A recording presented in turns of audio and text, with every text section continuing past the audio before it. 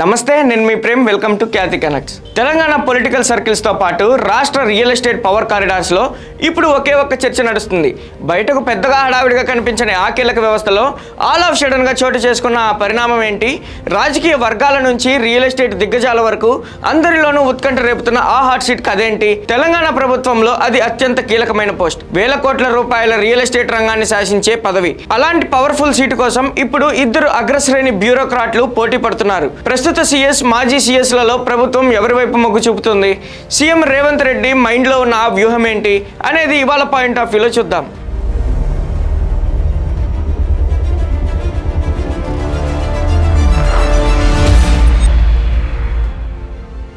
Telangana real estate regulatory authority RERA.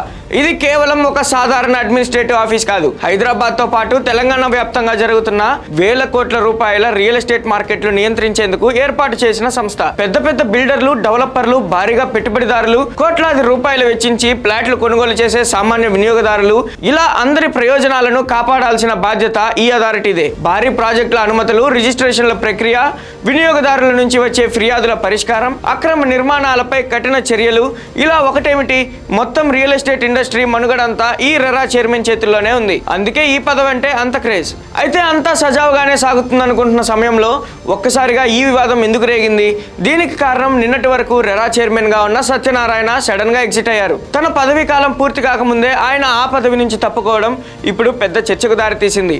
తనకు ఆరోగ్య సమస్యలు ఉన్నాయని, తీవ్రమైన వెన్నునొప్పి కారణంగా డాక్టర్ల సూచనలు, కుటుంబ సభ్యుల ఒత్తిడి వల్లే తాను ఈ నిర్ణయం తీసుకున్నానని సత్యనారాయణ పైకి చెప్తున్నారు. కానీ అధికార వర్గాల్లో మాత్రం దీని వెనుక అసలు కథ వేరే ఉందని ప్రచారం జరుగుతుంది. ఆయన రాజీనామా వెనుక పాలసీ స్థాయిలో ప్రభుత్వంలో ఏమైనా విభేదాలు వచ్చాయా, లేక రియల్ ఎస్టేట్ రంగానికి సంబంధించిన లాబీల నుంచి ఏమైనా తీవ్రమైన ఒత్తిళ్లు వచ్చాయా అనే అనుమానాలు వ్యక్తమవుతున్నాయి. సత్యనారాయణ హయాంలో రెరా వ్యవస్థ గతంలో కంటే చాలా యాక్టివ్గా అయిందనే అభిప్రాయం మార్కెట్లో ఉంది.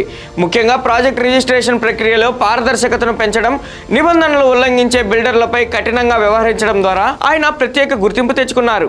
వినియోగదారులు పెట్టుకున్న నమ్మకాన్ని నిలబెట్టుకున్నారనే ప్రచారం సైతం రియల్ ఎస్టేట్ సంస్థల్లో ప్రచారం ఉంది. అంతలా పట్టు సాధించిన ఒక అధికారి ఆల్ ఆఫ్ సడన్ గా సీటు ఖాళీ చేసి వెళ్ళిపోవడంతో ఇప్పుడు ఆ పవర్ఫుల్ పోస్ట్ ను ఎవరు భర్తీ చేస్తారనే ఉత్కంఠ సెక్రటేరియట్ కారిడార్ల నుంచి రియల్ ఎస్టేట్ లాబీల వరకు హాట్ టాపిక్ గా మారింది. ఇప్పుడు ఈ ఖాళీని భర్తీ చేసేందుకు ప్రభుత్వం కూడా రంగంలోకి దిగింది. సత్యనారాయణ రాజీనామాతో ఖాళీ అయిన ఈ హాట్ సీట్ కోసం ప్రభుత్వం ఇప్పటికే సెర్చ్ కమిటీ ప్రక్రియను అత్యంత వేగవంతం చేసింది. అదే సమయంలో తెర వెనుక బ్యాక్ డోర్ లాబింగ్ కూడా గట్టిగానే నడుస్తుందనే టాక్ వినిపిస్తుంది. అయితే ప్రస్తుతం రేసులో ఇద్దరు అగ్రశ్రేణి అధికారుల పేర్లు అత్యంత బలంగా వినిపిస్తున్నాయి. ఒకరు ప్రస్తుత రాష్ట్ర ప్రభుత్వ ప్రధాన కార్యదర్శి రామకృష్ణరావు, మరొక మాజీ చీఫ్ సెక్రటరీ శాంతకుమారి. ఈ ఇద్దరు కూడా సుదీర్ఘ అడ్మినిస్ట్రేటివ్ అనుభవం ఉన్న ఐపీఎస్ అధికారులు కావడంతో వీరిలో ఎవరికి ఈ పదవి దక్కబోతుందనే సస్పెన్స్ పీక్స్ కు చేరిందని సెక్రటేరియట్ వర్గాల సమాచారం. ఈ ఇద్దరు అధికారుల వైపు ప్రభుత్వం ఎందుకు మొగ్గు చూపుతుంది? వారికి ఉన్న ఈక్వేషన్స్ ఏంటి? వచ్చే నెలతో ప్రస్తుత సీఎస్ రామకృష్ణరావు పదవి కాలం ముగియనుంది. ఆయన సర్వీస్ ముగిసిన వెంటనే ఈ కీలకమైన రెరా చైర్మన్ బాధ్యతలను ఆయనకు అప్పగించి గౌరవించాలని ప్రభుత్వం భావిస్తున్నట్లు సచివాలయ వర్గాల్లో గట్టి ప్రచారం జరుగుతోంది. ఇక మరోవైపు మాజీ చైర్మన్ శాంతకుమారి ప్రస్తుతం ఎంసీఆర్ హెచ్ఆర్డీ వైస్ చైర్మన్ గా కొనసాగుతున్నారు.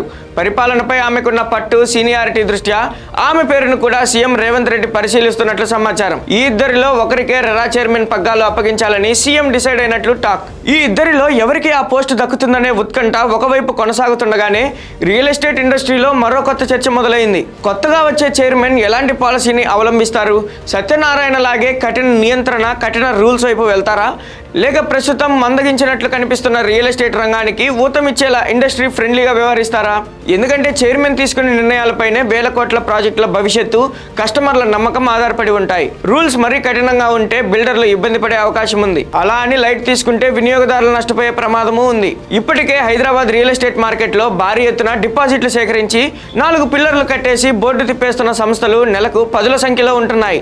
వీటిపై ప్రతి చోట ఆయా పోలీస్ స్టేషన్లలో, రెరా సంస్థల్లో కేసులు నమోదవుతున్నాయి. ఈ క్రమంలో రెరా కొత్త బాస్ ఎవరనేది అత్యంత కీలకంగా మారింది. ఖమ్మం జిల్లాకు చెందిన ఓ మంత్రి కూడా రెరా చైర్మన్ పదవి తాను ప్రతిపాదించే పేరు ఖరారు చేయాలని పట్టుబడుతున్నారు. ఆ మంత్రికి ప్రధానంగా హైదరాబాద్ చుట్టూ భారీ వెంచర్లతో పాటు అపార్ట్మెంట్లు నిర్మాణాలు జరుగుతున్నాయి. ఆయన సుపుత్రుడు నిర్మిస్తున్న రియల్ ఎస్టేట్ సంస్థకు రెరా సహకారం అవసరమున్న నేపథ్యంలో ఆ మంత్రి ఇప్పటికే సీఎం రేవంత్ ముందు ఆ అధికారికి సంబంధించిన ఫైల్ ఉంచారట. ఒకరు మాజీ సీఎస్ కాగా ఇంకొకరు 4 రోజుల్లో మాజీ అవుతున్న సీఎస్. వీరిద్దరి మధ్యలో మరొకరి పేరు చర్చకు రావడంతో రెరా పోస్ట్ పై సర్వత్రా ఆసక్తి పెరిగింది. ఏది ఏమైనా తెలంగాణ రియల్ ఎస్టేట్ రంగానికి సంబంధించిన ఈ అత్యంత పవర్ఫుల్ పోస్ట్ చుట్టూ ఇప్పుడు అధికార సమీకరణాలు, లాబియింగ్లు, ఎన్నో ఈక్వేషన్ల లెక్కలు ఒక్కసారిగా యాక్టివ్ అయ్యాయి. ఇటు బ్యూరోక్రాట్లు, అటు రియల్ ఎస్టేట్ దిగ్గజాలు అందరి కళ్ళు ఇప్పుడు సీఎం రేవంత్ రెడ్డి నిర్ణయంపైనే ఉన్నాయి. మరి ఈ హాట్ సీట్ చివరకు ఎవరిని వర్తిస్తుంది? ముఖ్యమంత్రి రేవంత్ రెడ్డి ఎవరిపై నమ్మకం ఉంచి ఈ వేల కోట్ల సామ్రాజ్యాన్ని నియంత్రించే బాధ్యతను అప్పగిస్తారు? ప్రస్తుత సీఎస్ రామకృష్ణరావా, లేక మాజీ సీఎస్ శాంతకుమారా, లేదా ఖమ్మం మంత్రి ప్రతిపాదించిన మరొకరు వస్తారా అనేది వేచి చూడాలి. Thank you for watching Khyati connects.